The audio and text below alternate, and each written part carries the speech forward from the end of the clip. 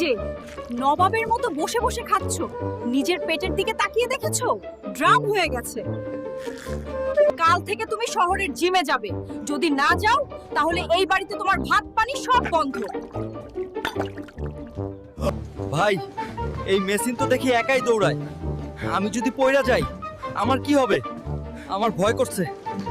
ওরে বাবা রে, থামাও! তোমাকে দিয়ে কিছুই হবে না, একটা সামান্য জিম করতে পারো না, আবার বড় বড় কথা। লজ্জা করে না? আমার জিম এই গ্রামেই আছে। শহরের ওইসব খেলনা আমার জন্য না। আমি আমার শক্তি এখানেই দেখাবো। আরে দেখো, হাল্ক ভাই তো একাই একটা ক্রেনের কাজ করে দিল। আমাদের আর শহরের জিমওয়ালার দরকার নাই। আমি ভুল করেছি, আমি বুঝতে পারিনি যে আপনি